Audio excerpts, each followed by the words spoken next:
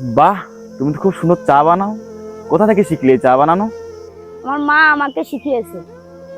তোমার মা কি শুধু তোমাকে চা বানানো শিখিয়েছে, পড়াশোনা শিখায়নি? তোমার বয়সী বাচ্চারা পড়াশোনা করে, এভাবে রাস্তার পাশে বসে চা বিক্রি করে না। যাও গিয়ে পড়াশোনা করো, এভাবে সময় নষ্ট করো না। ভাইয়া আমি বুঝি এখন আমার পড়ালেখা করা উচিত, কিন্তু কি করব?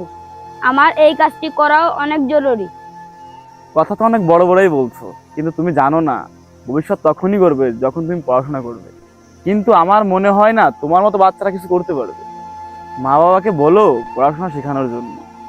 ভাইয়া, মা বাবা তো তখনই বলবে যখন তারা থাকবে। থাকবে মানে তোমাকে ছেড়ে চলে গেছে নাকি? কোথায় থাকে তোমার মা বাবা? আমাকে বলো, আমি কথা বলবো। ভাইয়া, আমার মা বাবা আর বেঁচে নেই।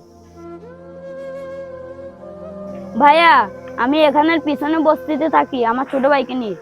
কিন্তু একদিন আমার মা বাবা মালামাল আনতে গেছিল, তখন একটা গাড়ি এসে তাদের ধাক্কা মেরে দেয়। তখন তাদের অনেক রক্তক্ষরণ হয়, এ কারণে মারা যায়।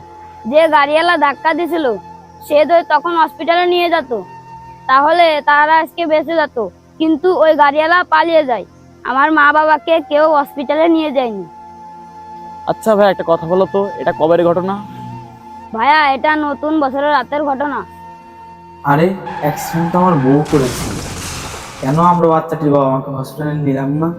আজকে তার রাস্তার পাশে বসে থাকার কারণই তো আমরা আমরা কেন এমন কাজ করলাম? কিভাবে জবাব দেবো এখন তার এই কথার? ভাইয়া, আপনি কি এমন ভাবতেছেন? চিন্তা করেন না, আমাদের মতন মানুষের জীবনে এমনটাই হয়। ভাইয়া, আমাদের কথা কেউ ভাবে না, আমাদের জীবনে ভাবনা আমাদেরই বেছে নিতে হয়। আমার তো একটাই স্বপ্ন, আমি এখানে কাজ করবো আর আমার ছোট ভাইকে পড়াবো।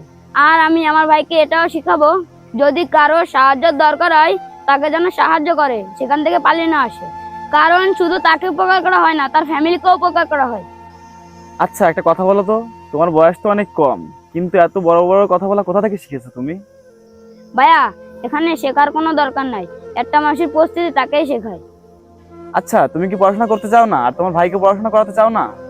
জি ভাইয়া। আর আজ থেকে তুমি এই কাজ করবে না, কাল থেকে তুমি স্কুলে যাবে। সত্যি ভাইয়া? হ্যাঁ, তোমরা দুজন যতদিন ভালো একটা চাকরি বাদা না করো ততদিন তোমাদের খরচ বরচ আমিই দিব। তোমরা শুধু মন দিয়ে পড়াশোনা করো, পড়বে না মন দিয়ে? জি ভাইয়া। কালকে থেকে কিন্তু স্কুলে যেতে হবে, রেডি হয়ে থেকো, আমি তোমাদের নিতে আসবো। ভাইয়া, আপনি আমার এত বড়টা ইচ্ছা পূরণ করলেন ভাইয়া, এই ঋণ আমি কোনোদিন ভুলতে পারবো না। আমার ভাইকে বড় হয়ে আমি অফিসার বানাবো, সেই ইচ্ছাটা আপনি পূরণ করছেন ভাই। আমিও পড়ালেখা করবো, আপনি আমাদের পাশে থাকবেন সবসময়। অবশ্যই বাইরে থাকবো, তোমরা শুধু মন দিয়ে পড়াশোনা করো। ঠিক আছে ভাইয়া।